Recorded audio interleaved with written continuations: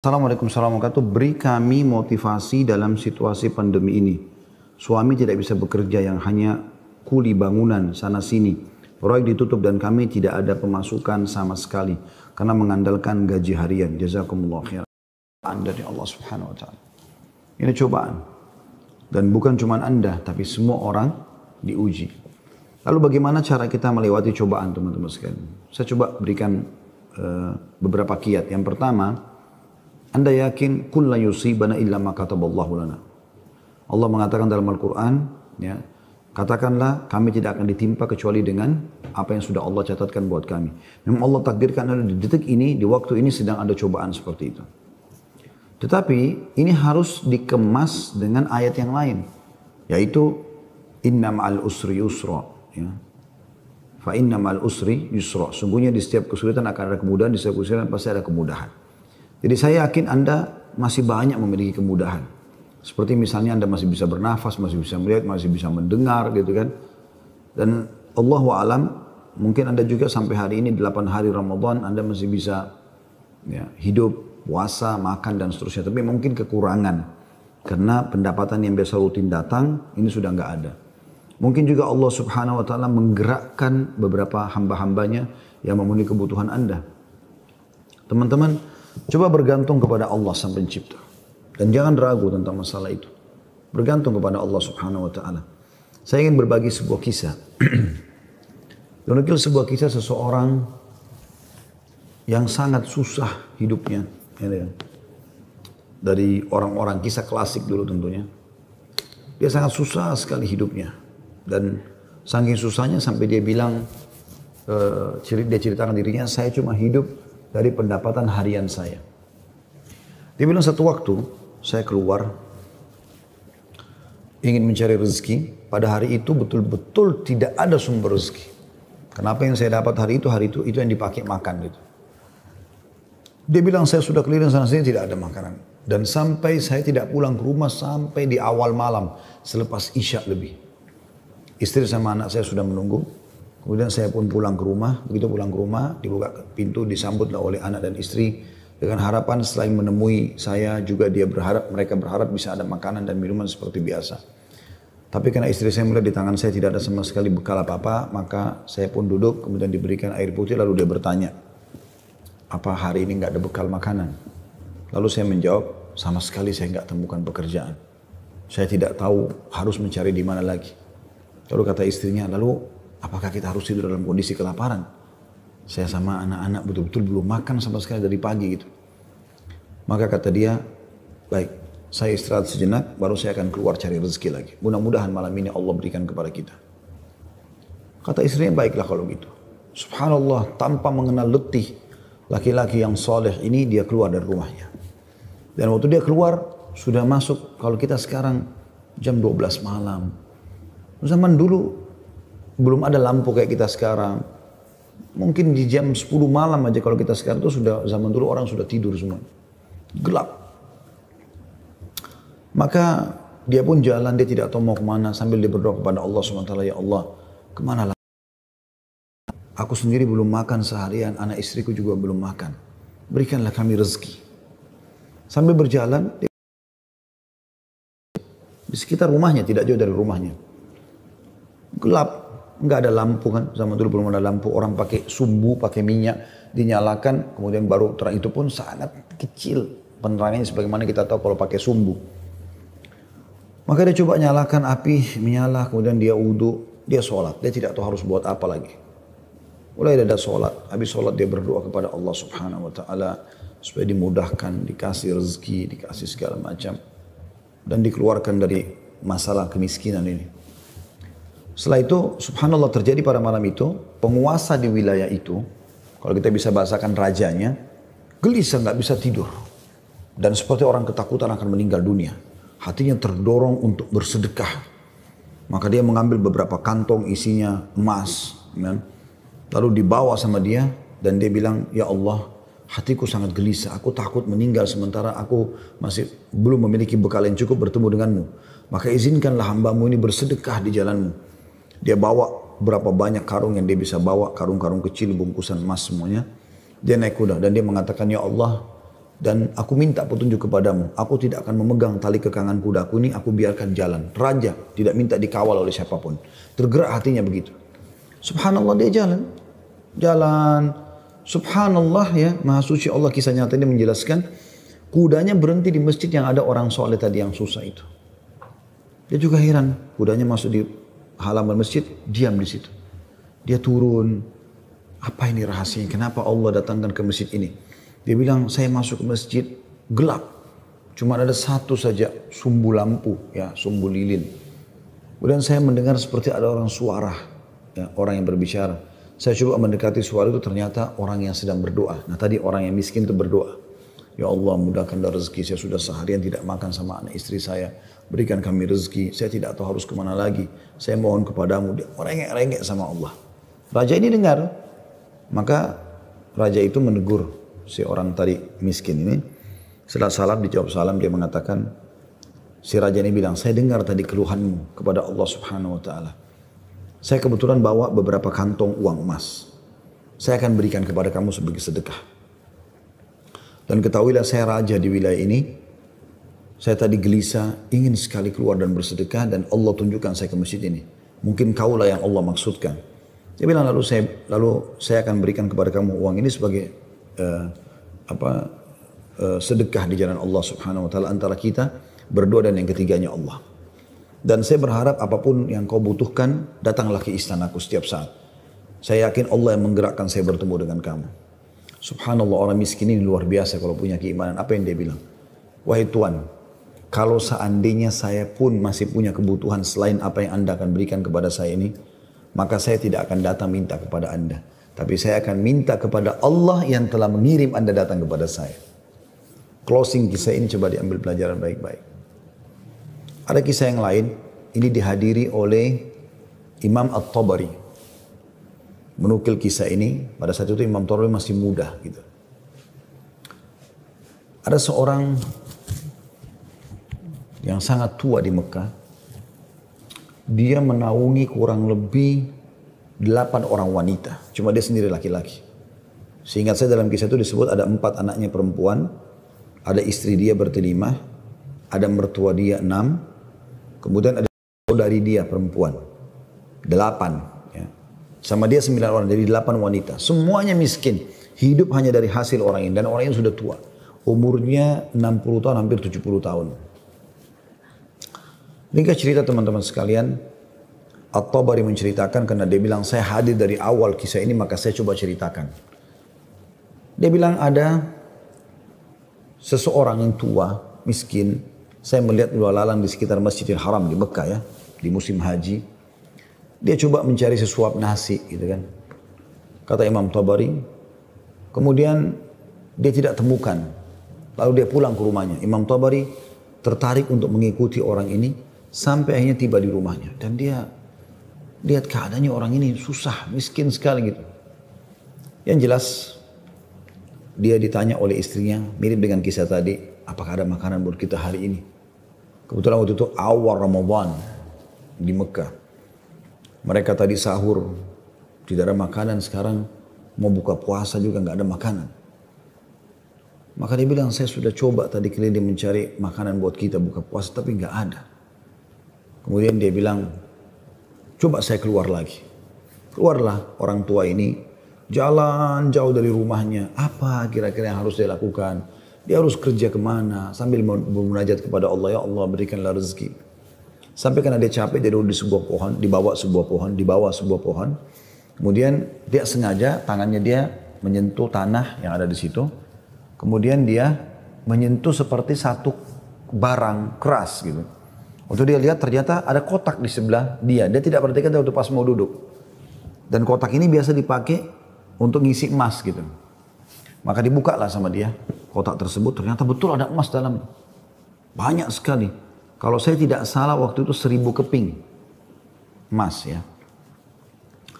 Maka dia pun melihat membuka, ini harta yang luar biasa.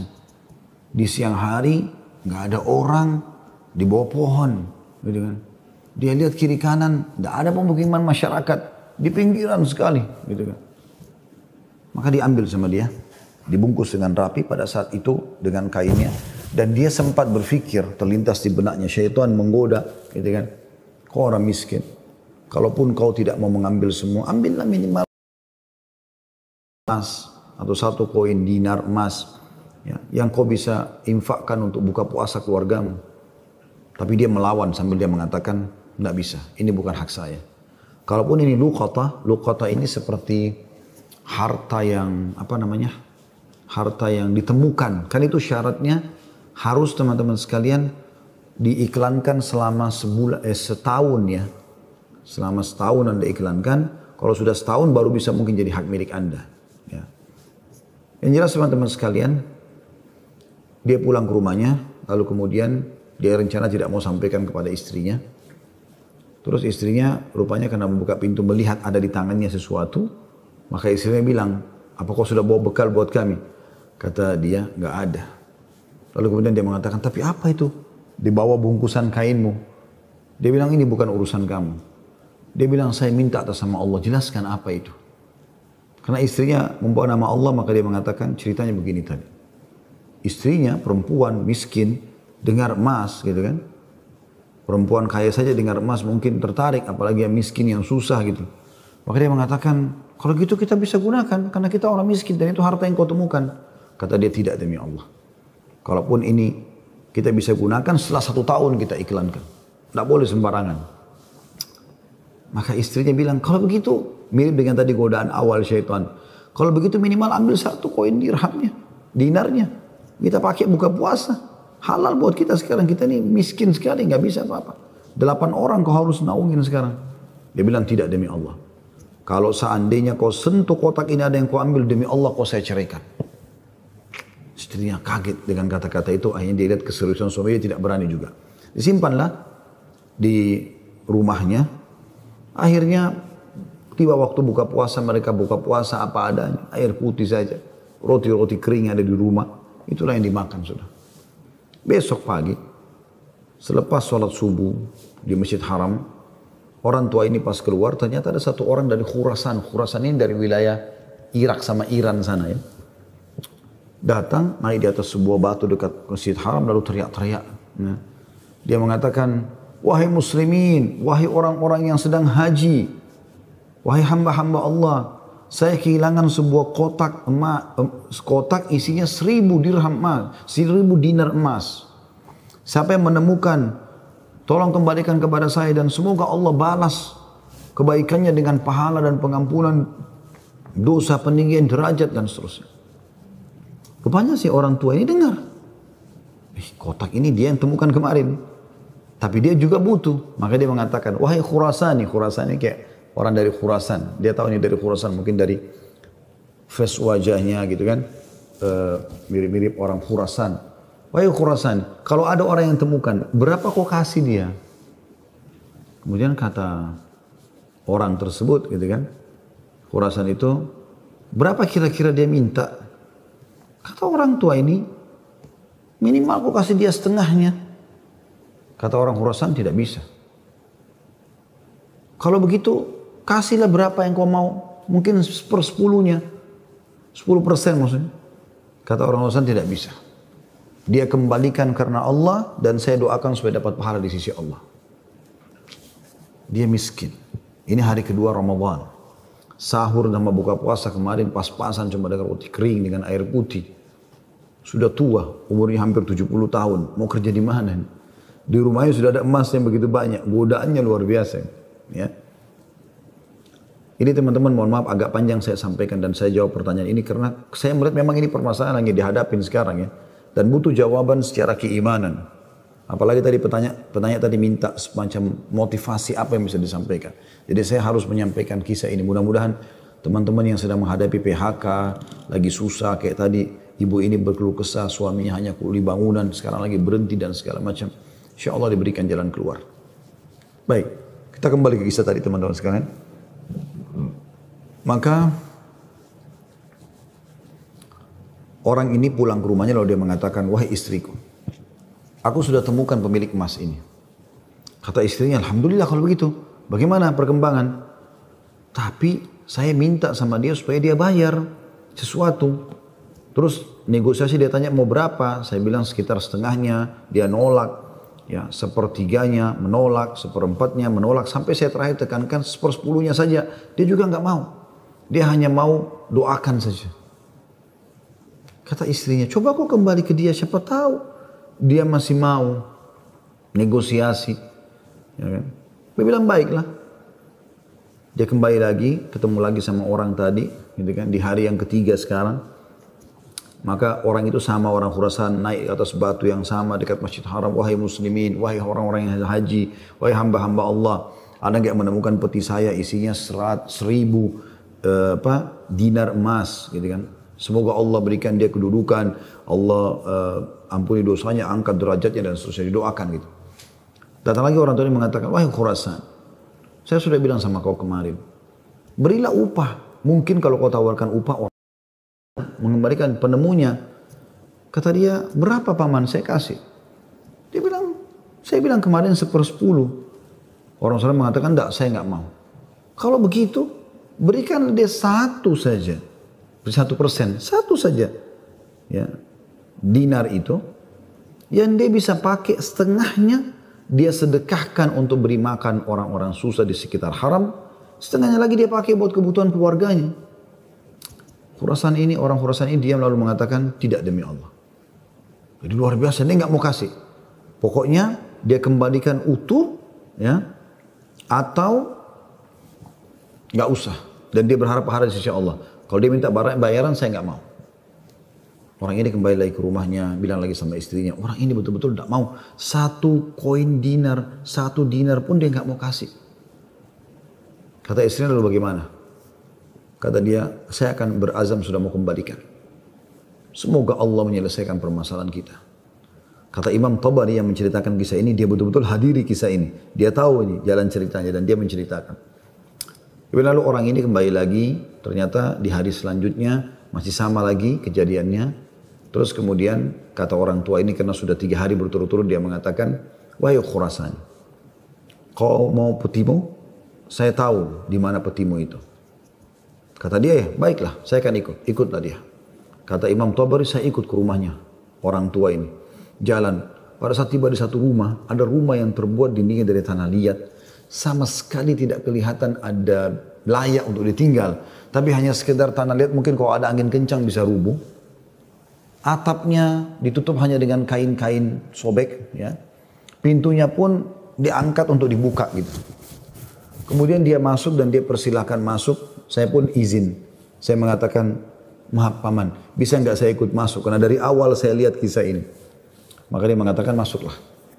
Dia bilang, waktu kami masuk, rumah itu nggak ada sama sekali karpetnya. Nggak ada apa-apa, kosong lompong.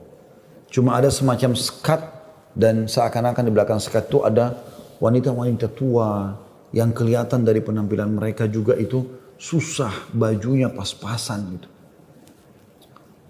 Lalu kemudian orang tua ini menuju ke satu arah di rumahnya, terus digalilah tanah, dikeluarkanlah kotak tersebut.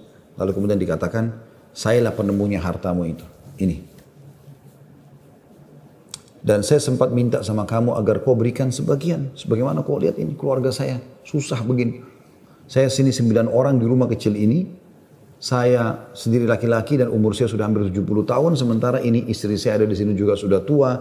Ada mertua saya, ada 2 saudari saya, ada 4 anak saya. Mereka semua miskin. Gitu kan. Maka orang Khurasan itu mengatakan, dia buka, dia periksa, ternyata masih utuh 1000. Dia mengatakan, tidak. Saya tidak akan memberikan apa-apa. Lalu kemudian dia angkat, lalu dia keluar. Saya cuma bisa doakan kamu kebaikan. Waktu dia keluar, kata Imam Tabari, semua perempuan-perempuan tadi yang tua-tua ini ada, yang memang bajunya rusuh. Seperti orang yang menggigit jari dan kaget ada orang diberikan kembali 1000 dinar, tidak dibayar sedikit pun.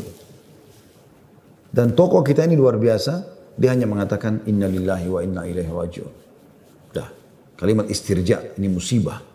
Ya, sudah mendapatkan apa dan dia betul-betul jujur, dia jaga, dia enggak ambil karena takut kepada Allah SWT. Dia bilang sementara itu, kata Imam Tabari bilang, saya tidak tahu mau bilang apa. Saya pun menundukkan kepala, serba salah karena waktu itu Imam Tabari masih muda dan belum punya apa-apa gitu. Dia juga mau bantu apa gitu. Dia bilang, tiba-tiba ada yang ketuk pintu. Lalu pemilik rumah ini buka, ternyata orang Khurasan tadi kembali lagi. Kata dia, ada apa wahai Khurasani? Ya, istilahkan Khurasani maksudnya nisbat kepada negeri Khurasan itu ya. Kata orang Khurasan itu, bisa saya masuk? Kata dia, baik silahkan masuk. Masuklah dia. Kemudian dia mengatakan begini ceritanya.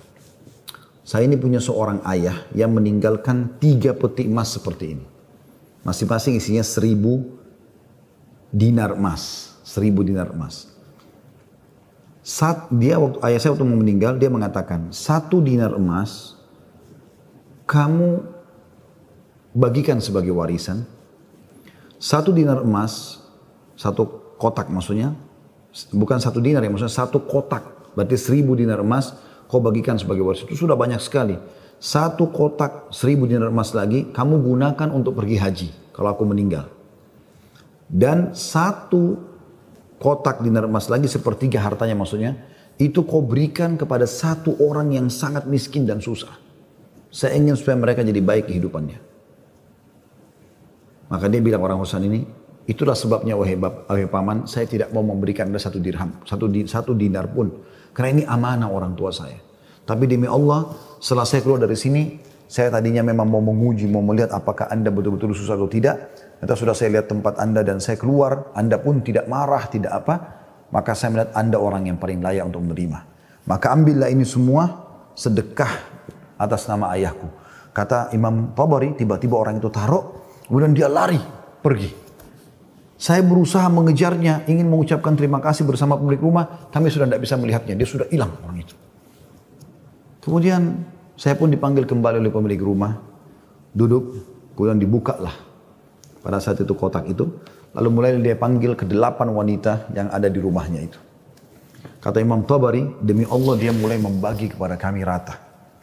Semua, satu-satu perempuan dikasih 1, dilempar. Dan diduduk seperti orang yang duduk bersila. Jadi kain baju itu, ya habis itu biasa yang kita tahu kalau kita bersila bisa ditaruh sesuatu ya.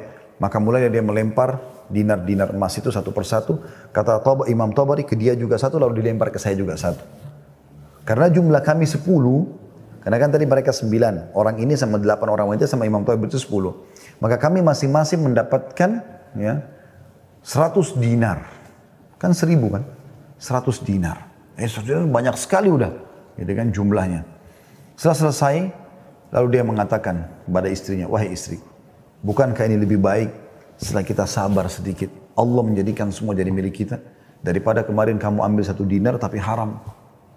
Kemudian dia balik kepada saya, kata Imam Tabari, dan dia mengatakan, demi Allah, baju ini yang saya pakai, dia bilang, hanya ini baju yang utuh di rumah kami. Sebagaimana kau lihat baju-baju ini semua yang dipakai oleh keluargaku, tidak ada yang layak dipakai sholat. Jadi kalau waktu sholat tiba, saya sholat dulu, kemudian saya sembunyi di satu tempat, baju ini saya buka, dipakai oleh istri saya, dipakai sholat. Habis itu dibuka, dipakai sholat oleh mertua saya, dibuka, dipakai sholat oleh saudari saya, oleh anak saya. 1 baju. Kata Imam Tabari, saya berterima kasih padanya, kemudian saya pergi. Saya menemukan harta itu sangat berkah dalam hidup saya, dia bilang. Dan saya pada saat itu ingin berterima kasih, saya ingin membeli sesuatu yang bisa dipakai buka puasa, maksudnya datang ke tempatnya dia.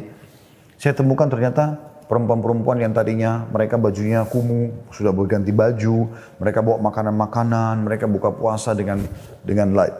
Kemudian saya pulang, dia bilang, kata Imam Tabari. Beberapa tahun kemudian saya datang lagi ke Mekah, saya datang ke alamat yang sama, rumah itu sudah tidak ada, saya cari tahu ternyata orang tua ini sudah meninggal, dan saya temukan anak-anaknya yang perempuan 4 itu semua menikah dengan tokoh-tokoh masyarakat Mekah, orang-orang kaya, dan keluarga mereka menjadi orang yang mampu semuanya. Butuh kesabaran akhi dan ukhti. Yakinlah, Allah tidak akan membuat kita susah. Allah tidak ingin itu. Tapi cobaan lagi datang, apalagi bukan kepada Anda sendiri. Selanjutnya juga saya sarankan sunnah Nabi SAW, kalau kita sedang diberikan cobaan, lihat orang yang di atas kita. Lihat orang yang lebih susah. Kalau kita pincang, na'udzubillah, puntung kakinya 1, lihat orang yang puntung kakinya dua. Puntung kakinya dua, lihat orang yang juga puntung tangannya. Puntung kaki dan tangannya, lihat orang yang buta. Selalu orang yang lebih susah.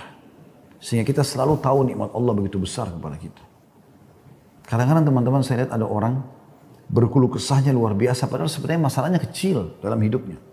Masalahnya masih bisa dia laluin, tapi dia besar-besarkan masalah itu. Sehingga akhirnya dia tidak bisa melalui cobaan dengan baik. Apa kata Umar radhiyallahu anhu tentang masalah ini? Orang yang Allah berikan cobaan kepada dia dan pasti Allah akan uji hamba-hambanya.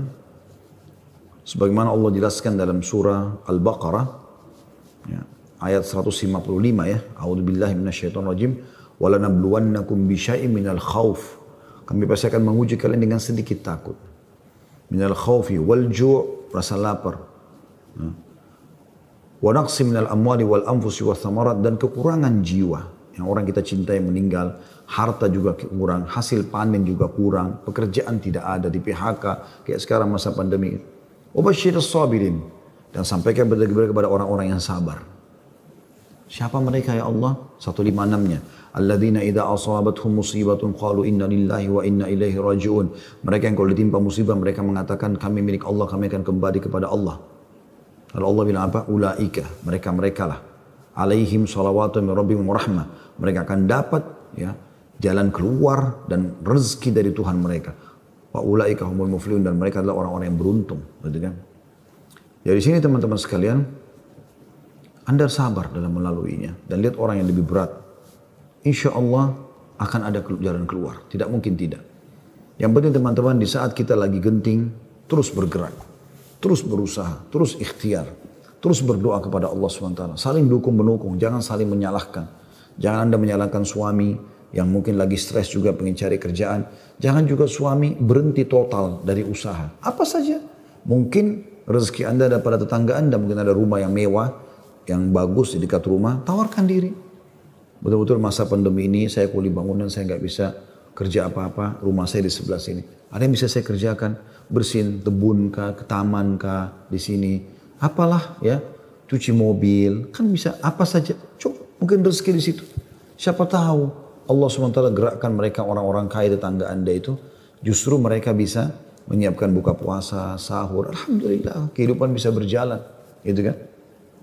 Maka Allahu a'lam itu yang saya bisa kasih jawaban, karena saya juga merasa prihatin dengan keadaan ibu dan suami dan semua muslim yang sedang tertimpa seperti ini. Semoga Allah SWT memberikan kita semua jalan keluar yang terbaik. Ya.